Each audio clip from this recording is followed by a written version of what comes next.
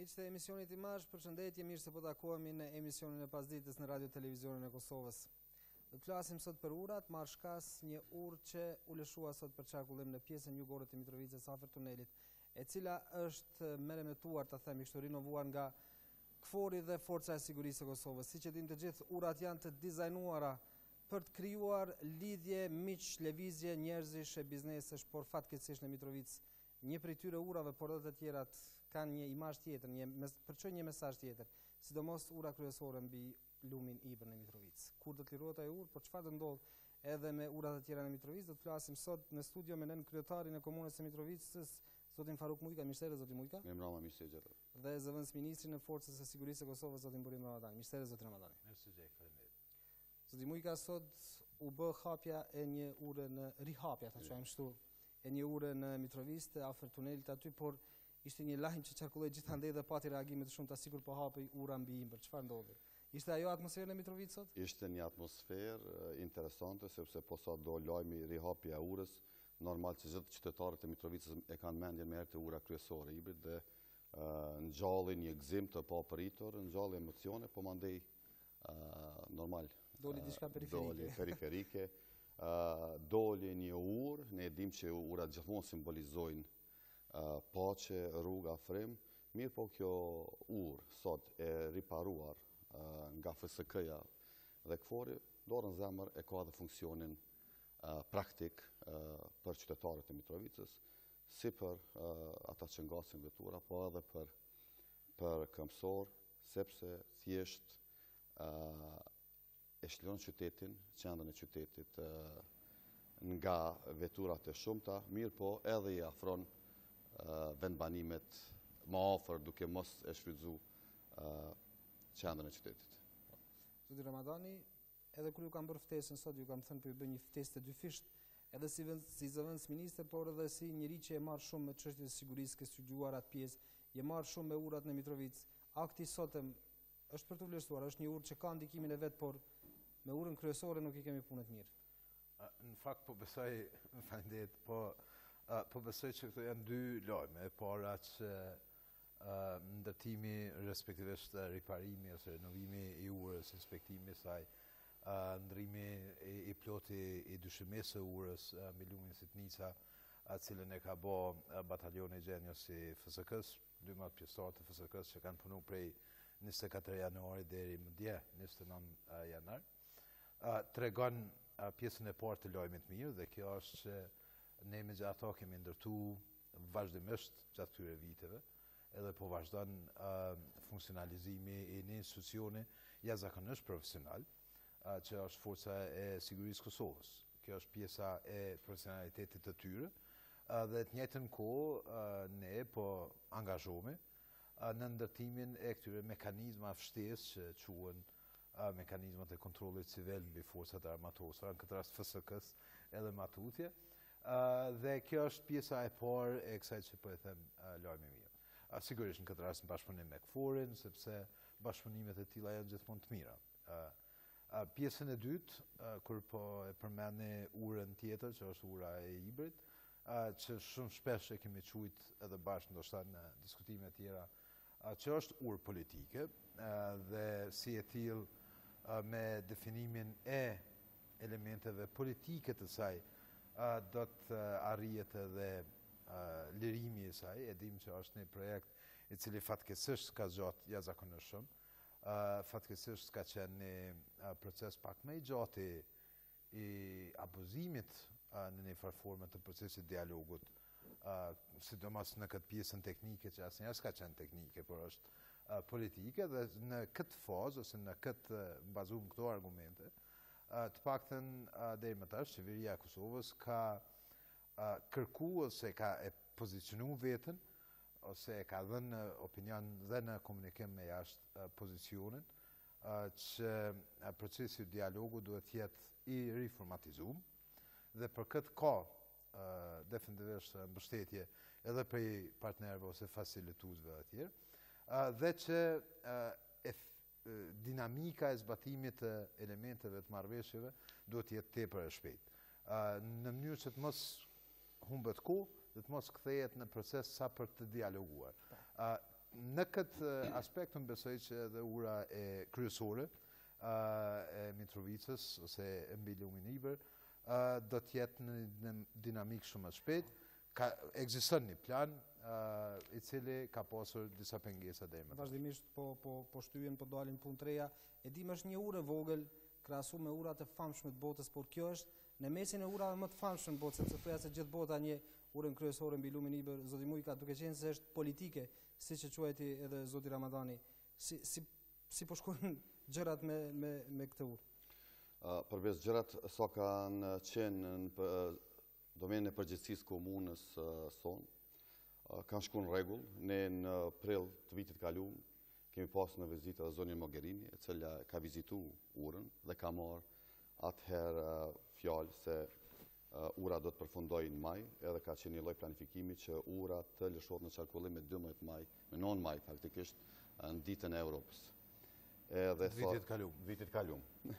Edhe që atëherë të gjitha punimet në pjesën jugore të qytetit kanë përfunduar dhe kanë mbetë në gjysmë një rrethrotullim i cili e lidh pastaj me pjesën veriore dhe me shqyrtitoren e cila edhe atëherë ka përfunduar. Ju e dini se vjet Rakiqi ndërpreu punimet në shëtitore dhe në pjesën veriore të urës me arsyetimin se kishte incidente ndërnacionale. Ato ishin 2-3 incidente të iniciuara nga ai vet, sa deri të vijë deri te kjo ndërprerje. Mirë, po ja tani nuk ka incidente, situata është e qetë, qytetarët e dy anës urës kërkojnë qarkullim të lirë, sepse ata ashtu qarkullojnë. Ne kemi qarkullim të përditshëm të qytetarëve, veri jug, jug veri, tani edhe punëtorët e gjykatës vinë dhe punojnë në pjesën jugore të qytetit. Ka qytetarë tonë, mbi 2.000-3.000 qytetarë që jetojnë në pjesën veriore, domethënë ka komunikim përhershëm. Mirë, po kjo urë ka mbetë më shumë si një lloj sinonim i ndarjes dhe një lloj argumenti që mos nënshkruhet memorandumi i marrëveshjes ndërmjet dy komunave, e cila pastaj ka edhe disa pengesa tjera, siç janë funksionalizimi i hartave zonale e tjera që bllokon punën e komunës. Zoti Ramadani, duke qenë se është urë politike, marr parasysh rrethanat se si ka ndodhur të jetë ashtu siç është, edhe involvimin e Bashkisë Ndërkombëtare të Komisionit Evropian me financimin e restaurimit të saj, dialogun në Bruksel, e çështje të tjera, si simbolik është e vështirë të thyhet, me që ka lëvizje njerëzish të mallrash, por si simbolik kjo kur të thyhet mund të ketë një qetësim gjakrash dhe për të parë gjërat më realisht, një bashkëtesë më normale, ta quajmë kështu. Ta themi këtë hapur edhe sa më shumë që mundemi sakt. E para simbolika, sikurse po e qunim me drejt, gjithmonë mund të jetë ajo pjesa e fundit e rënjes se në periudhë pak më gjatë, sepse kemi pas periudhë të gjatë ndarjes faktike që ka ndodhur. Dhe si e tillë kjo simbolik është paraprit deri më tash me ato siç e tha dhe zoti Mujka, me rënje definitivisht të madhe të incidenteve që kanë mundur të jenë ndëretnike, me një komunikim shumë më gjerë se sa që ka qenë pak vite më parë. Dhe në përgjithësi unë po besoj që kemi të bëjmë me një situatë në cilën të paktën aspektin e qytetarëve nuk duhet të jenë as mesazhet dhe as diskutimi në çfarëdo lloj nxitje të tensioneve, sepse nuk është një gjendje në cilën nxitja e tensioneve mund të ndihmojë. E kundërta mund të ndihmojë. Ne tashmë kemi komunikim me qytetarët e asaj pjese, sikurse me qytetarët në këtë pjesë tjera të Kosovës. Ka integrim të megjithëse mund të flasim për detajet vogla, por integrim në strukturat e shtetit Kosovës, në policinë e Kosovës, tashmë funksionalizimi dhe i marrëveshjes së gjyqësorit të prokurorëve. Institucionet tjera të sigurisë dhe FSK-ja ka pjesëtar nga veriu i Kosovës, dhe si tillë na po e ndërtojmë në momentum në cilën komunikimi me qytetarët, por po ashtu edhe me përfaqësuesit politik, sepse ata i zgjedhin përfaqësuesit politik, ne s'mund të zgjedhim, është në vazhdën e vetë dhe në rrugën e sigurt. Kjo është ma e rëndësishme. Po, Zoti Mujka, ju thotë më herët që ka pasur incidente të cilat janë bërë qëllimisht për të penguar ndonjë proces që ka qenë afër finalizimit ose ndonjë projekt të rëndësishëm. Mirë, po kohën e fundit kemi një incident, një vrasje të zotit Ivanović, që interpretimet janë të tilla çfarë janë. Kjo mund ta zhagësë edhe më shumë procesin tash? Shikoni, ideja pse ka ardhur deri te ndalimi i punëve ka qenë insistimi i Rakiqit që në komunën veriore të përfshihen edhe fshatrat cilët i takojnë komunës jugore. Domethënë po folim për vendbanimet pura shqiptare, Vinarc, Gushavc, Suhodol, Vidimriq dhe lagja doktorëve. Domethënë intenca e Rakiqit dhe e strukturave të Serbisë është që ta shtrijë territorin deri në brigjet e lumit Ibër. Dhe kështu të lidh prej Zveçanit nëpërmjet këtyre vendbanimeve deri në Zubin Potok dhe liçenin e Gazivodës, kështu që ta bëj edhe një ndarje fizike. A ka paraqitur ndonjë dokument këtë vizatim që e kërkon kështu apo e ka thënë në takime të ndryshme? Po, ka thënë takime të ndryshme, kjo këtë e dinë edhe nga Ministria e Planifikimit Hapësinor edhe Ministria e Pushtetit Lokal, dhe ne sinqerisht kemi kërkuar nga ata që një herë për gjithmonë të sqarojmë këto gjëra. Via e cila ekziston është vijë administrative e cila ekziston edhe në kushtetut dhe është e votuar në Parlamentin e Kosovës, kështu që është e pamundshme të zbatohet kjo kërkesë e Rakiqit, mirë po këtë dikush duhet m'ia bëjë qartë. Kush? Kjo është problemi, kush m'ia bëjë qartë? Po, në këtë rast i takon Ministrive e Gjetse, unë kisha pas dëshirë që këtë vullnet që ka tregu Kvori në rihapin e kësaj urës, ta tregon edhe në funksionalizimin e urës. Kvori nuk përfshihet në punë politike me që kjo urë po quhet politike. Mirë po shohim që ndonjëherë shtytja nga ata po është vendimtare në disa vendimarit. Çështja është kjo nëse edhe shqiptarët trajtohen njëjtë në kërkesa sikurse serbët nga bashkia ndërkombëtare. Ideja është nuk e di çka kanë tentuar me gjithë e di me vrasjen e Oliver Ivanovićit. Mirë po nëse kanë tentuar që të përhapin panik dhe destabilizojnë Mitrovicën, atëherë e kanë gabim. Posaçërisht jo në pjesën jugore të qytetit, ndërsa në pjesën veriore unë mund t'ju them direkt se mbramish atje ekziston një lloj hezitim edhe një lloj i frige pikësparit të qytetarët serb, cilët akoma nuk janë qartë për motivet e vrasjes, se na gjithë pajtohem se e dim që nuk është vrarë definitivisht nga shqiptarët, mirë po fatkeqësisht këtë pasiguri e përjetojnë edhe qytetarët tonë shqiptarë, cilët edhe më fatkeqësisht këtë ndjenjë e kanë që nga viti 1999. Zoti Ramadani ju kërkoj një vlerësim si ekspert sigurie në këtë rast për ngjarjen e fundit për vrasjen e Ivanovićit, nëse kjo mund të zhagis procese të tjera që lidhen me integrimin e kësaj pjese. Në fakt unë besoj që vrasja e Ivanovićit ka mundur të jetë, nuk po e jap si informat sepse nuk ekziston si e tillë, po ka mundur të jetë një akt me qëllime të shumëfishta. Do të thotë ka mundur të jetë pasur vetëm nga krimi i organizuar, ka mundur të ketë motive politike, apo ka mundur të ketë faktori tretë, ndikim faktori tretë, sepse në situata të tilla gjithmonë mund gjendet një faktor i jashtëm, i cili synon që të destabilizojë. Po në secilin variant ka mundur të jetë, seriozisht po them, ka mundur të jetë një qëllim destabilizimi ose të paktën tensionimi ndërreth në Kosovë.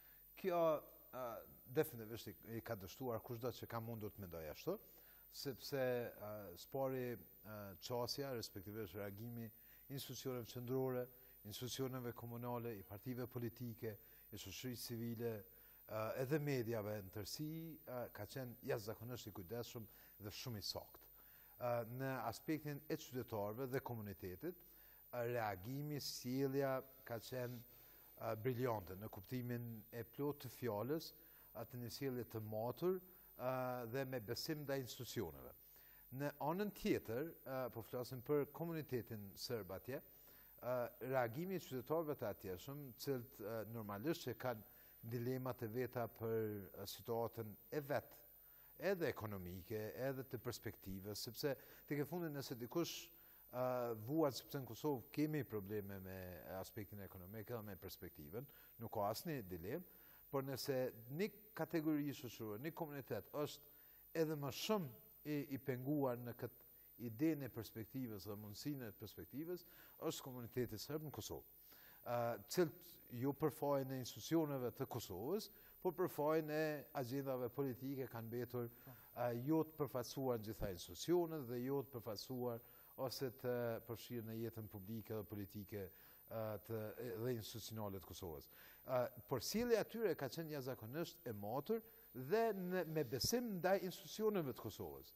Pra po flasim për një situatë fatkeqe, tragjike, por se që ka tregu një diçka jashtëzakonisht rëndësishme, që institucionet e Kosovës e kanë për detyrë ose e kanë për kompetencë zbulimin e rastit, hetimin edhe zbulimin e rastit.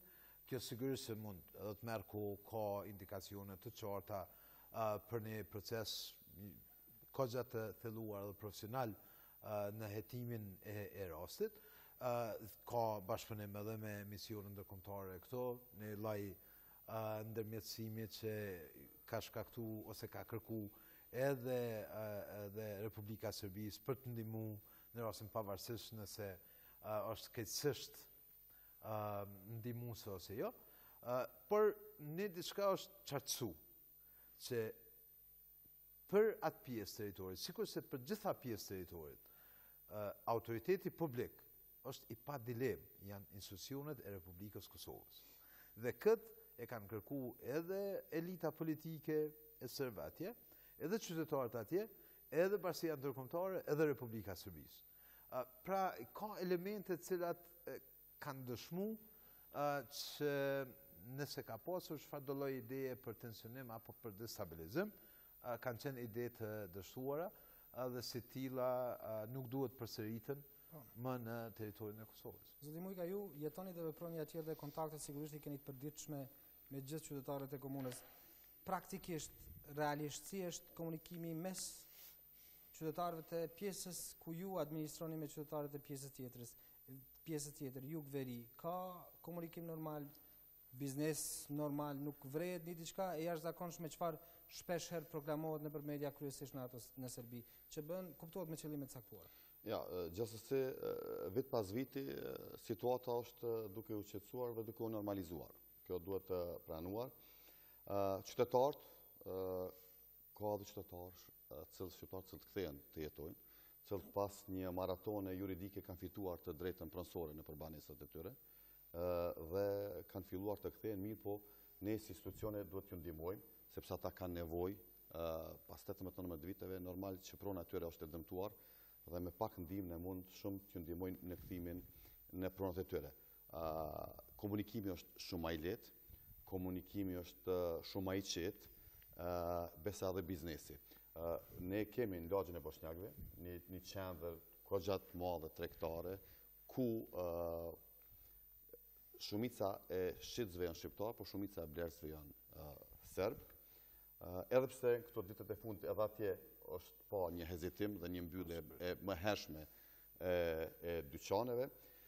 Mirë po këtu nuk duhet të harrojmë që tregtarët në pjesën jugore të qytetit e kanë më të vështirë për shkak të le të themi tregtisë të zezë apo e cila zhvillohet në veri dhe këtu kemi një diskriminim të një pjesë të madhe të qytetarëve, po gjithmonë me mirë kuptim se duke mos e bë të madhe këtë çështje, po kontribuojmë në integrimin e qytetit dhe në integrimin e qytetarëve dhe mundësimin e një jete më të lehtë të shqiptarëve në veri, sepse ne akoma nuk dojmë të çojmë dorë nga ideja e një qyteti përbashkët.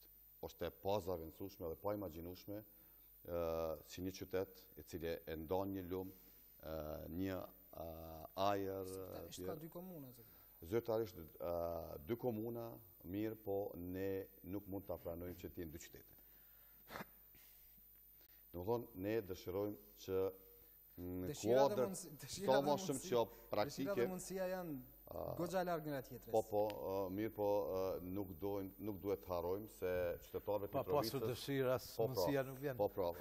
Se qytetarëve të Mitrovicës ju është premtuar se do të funksionoj si një qytet me 2 komuna dhe ne nuk keqim... Shpentuar që ura do të hiqej shumë vite më parë? Mirë po, ne kemi vullnetin që ta funksionalizojmë një qytet. Se mendoj qytetarë tonin atje, nuk mund të hekim dorë prej qytetarëve tonë veri. është e pa imagjinueshme, sepse infrastruktura është e përbashkët.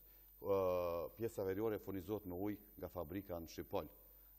Me rrymë furnizohet nga Keku dhe trafostacioni në Ballaç. Shërbimet janë të përbashkëta, varezat muslimane vjetra janë pjesën veriore, varezat ortodokse janë pjesën jugore. Kështu që është kogja vështirë me funksionu si dy qytete, pra ne i përmbarë... Jo, mund të një qytet i administruar nga 2 administrata, të 2 komuna, pa problemet mëdha. Ne po mundohemi ti të i kalojmë këto problemet të jemi anash, të vazhdojmë funksionalizimin praktik, dhe me thonë, qytetarëve, mos të jetojnë këtë ndarje administrative. Ne, nuk e di sa e keni informata, po e kemi qendrën e miksis familjare dhe paralelit e ndara të shkollës dhe Sulemani në kodët minatorëve, dhe me thonë fellën veri, por që administruan nga komuna jonë. Ne po dëshirojmë me çdo kusht të mbajmë lidhjet sa më të afërta me qytetarët tonë veri, kështu që të kenë gjithmonë mbështetjen e tyre. Padyshim që do të ishte shumë e mirë kjo. Zoti Ramadani, po e citoj një deklaratë të komentantit të Forit, i cili ka thënë se kurdo që serbët e veriut të kenë vullnet pranojnë forcën e sigurisë së Kosovës, ajo është e gatshme të ndihmojë banorët në atë pjesë të vendit për projekte të ndryshme që janë në të mirë të qytetarëve pa dallim. Si ka punët? Ju filluat pak të tregonit për FSK-n edhe për shtrihen e saj që e ka në atë pjesë si po pranohet. Apo e ndjeni që po pranoheni edhe nga qytetarët e asaj jone? Sigurisht se historia e ka 2 anë të tregimit. Ona e parë, ona e institucioneve të Kosovës, këtë rast edhe e forcës sigurisë, është qartësisht se institucioni është krejtësisht profesional, është i deklaruar edhe i pranuar profesionalitetin nga NATO dhe shtetet anëtare edhe mike të Kosovës, është multietnik, janë dikon momentalisht 10.07% të pjesëmarrëve aktiv të FSK-s nga komunitetet pakicë Kosovë, rreth 6% nga serbët e Kosovës, dhe ky numër mund të rritet së shpejti. Dhe në anën tjetër, kështu do të jetë edhe forcat armatosore. Kështu do të jetë pikërisht në një institucion profesional, multietnik, të gatshëm për me i shërby qytetarëve dhe komuniteteve. Nuk është as tash dhe nuk do të jetë as në të ardhmen e shpejt besoj forca armatosore kundër një kategorie, një komuniteti apo ndaj shteti në rajon, sepse Kosova do të ndërtojë dhe proponon me ndërtu forcën armatosur si institucion me detyra mbrojtëse, detyra kushtetuese mbrojtëse, i cili realisht ka me marrë dikon afërsisht 10 vjet proces të transformimit, pra nuk po flasim për një vendim i cili sot merret në Parlamentin e Kosovës dhe nesër gjithçka do të ndryshojë. Jo, nuk do të ndryshojë gjithçka, do të ndërtohet një proces më i gjatë, në cilin sigurisht që përfshirja e komuniteteve në këtë rast pakicë është një prej synimeve kryesore. Bazuar në procesin e drejtashëm, ne jemi të sigurt që po flasim për një pranueshmëri në rritje dhe në rritje të dukshme edhe nga komuniteti serb në Kosovë, dhe kjo kryesisht për 2 arsye. Arsyeja e parë është për shkak të sjelljes jashtëzakonisht profesionale të FSK-s në raport me komunitetin dhe qytetarët, dhe arsyeja e dytë është për shkak të ofrimit në secilin rast të nevojshëm të ndihmës së FSK-s. Ka jashtëzakonisht shumë raste, numër jashtëzakonisht të madh, kur pjesëtarët e FSK-s ofrojnë ndihmën ose mbështetjen profesionale për qytetarët jo vetëm të komunitetit serb, po flasim këtu për ma specifikisht, në pjesë ndryshme të Kosovës, nevojat ndryshme në mbështetjet të autoriteteve civile të tjera. Ju pyeta nëse po pranohen nga qytetarët asaj pjese qendrore, sepse duhet ta dini se pranohen nga qytetarët, Po flasë nga shtresa Atëherë është punë e kryme. Atëherë, çfarë po ndodh pse po bën politika këtë? Ne jemi në rritje edhe në këtë aspekt, dhe rritja e pranueshmërisë është jashtëzakonisht e dukshme. Kemi pa disa raste kur ka pas reagime politike edhe të asaj pjesës ndaj forcës së sigurisë, por ka pasur kundër reagime jashtëzakonisht matura shoqërisë civile, qytetarëve, ka pjesëtar të FSK-s që janë nga ajo pjesë, cilët kanë pasur në moment caktuar probleme të caktuara, por cilët pastaj institucionet e Kosovës dhe ata vetë kanë vazhdu me vullnet edhe me qëndrueshmëri të vazhdojnë punën e vetë. Pranueshmëria është në rritje dhe kjo është jashtëzakonisht fakt që na gëzon. Po, zoti Muka e kërkoj ndjesë sepse dua ta pyes me që hyrat e tema e FSK-s, zotin Ramadani, kjo pranueshmëri kur mund ta përkthejmë në një diçka konkrete që po e presim tash sa vite? Për mua më e rëndësishme është që procesi të jetë i garantuar dhe i sigurt dhe jo vetëm dita. Kjo pavarësisht se mund duket një fjali e përgjithshme, por themelimi ose transformimi i FSK-s forcat armatuese është proces i cili nuk ka kthim mbrapa. Dhe për kjo është besoj e qartë për secilin kategori. Është rruga e gjatë? Rruga nuk është e gjatë. Procesi do të jetë maksimalisht gjithëpërfshirës në mbështetje dhe koordinim të plot me faktorin ndërkombëtar, paragjithashme me SBA-n me vendet e NATO-s. Dhe momenti i vendimit politik, sepse është vendim politik, i transformimit në aspektin ne synojmë që të jetë kushtetues, ky moment do të jetë momenti i cili ka me na hap një element më shumë në rrugën për NATO. Pra nuk do të ketë asnjë lloj kontestimi të vendimit. Për këtë jemi duke angazhuar, besoj që qeveria ka kalendarin e vet legislativ, kalendari i vet legislativ i përcakton sakse kur dhe në cilat fazë do dalin projekt ligjet edhe në raport me A mund të ketë diçka konkrete në maj, zoti Ramadani? Unë nuk po flas për dhe nuk mund të flas për muaj ose për datë sigurisht, por unë po shpresoj që shumë më shpejt. Më shpejt se sa në maj. Unë po shpresoj që procesi do të përmbyllet. A mund të na ndodhë ndonjë befasi në shënimin e përvitorit? Jo, nuk do të ketë befasi. Procesi për themelimin e forcës e thash befasin kuptimin që mund të ndodhë në atë ditë. Jo, në ato ditë. Në asnjë kuptim të fjalës befasi nuk jemi të interesuar dhe nuk do të marrim atë drejtim. Pra nuk do të ketë befasi as për qytetarët. A mund ndodhë me 17 shkurt atë me t'ju pyes më direkt? Jo. Ose afër 17 shkurtit? Jo. Unë doja që procesi të përfundonte dje. Por procesi duhet të jetë i saktë me gjitha elementet, edhe me partnerët ndërkombëtar, edhe me komunitetet edhe me gjitha institucionet. Pra nuk besoj, sepse kjo është ajo që me qëllim dhe me saksi po e nxjerr me befasin, se befasia mund të jetë pozitive dhe negative. Por jo, procesi procesi është definitivisht jo befasues. Sepse është në gjitha elementet detajet e saj është thellësisht i koordinuar edhe maksimalisht gjithëpërfshirës. Dhe në një situatë thellësisht të koordinuar edhe maksimalisht gjithëpërfshirës, se nuk ka vend për befasi. Sa shpejt je transformuar politikisht Ndoshta edhe po. Shumë shpejt. Zoti Mujka, me që ju kam në studio nuk kam se si të mos ju pyes edhe për zhvillimet brenda partisë suaj. E di që sot ju kam thënë për diçka tjetër, por hapëm shumë tema dhe dua ta di nga ju me cilin krah jeni. Jeni me krahun e Kurtit apo të Molliçajt dhe të pakënaqurve të tjerë? Unë me krahun e lëvizjeve të vendosje. Dhe normal, edhe pse thashin marr për diçka tjetër këtu. Po. Mirë, po si duket është temë pashmangshme. Sido që të jetë, deni unë jam edhe zavendës kryesuesi i Këshillit Përgjithshëm. Dhe këto zhvillimet e fundit me siguri se nuk janë të mirëpritura dhe nuk janë të mira për lëvizjen vetëvendosje, posaçërisht jo për momentin në të cilën gjendemi edhe si lëvizje, po edhe në momentin në cilën gjendet Republika e Kosovës, pa edhe për vetë faktin se për shumicën e qytetarëve ndoshta lëvizja vetëvendosje o pasi shpresë e vetme për momentin në Republikën tonë.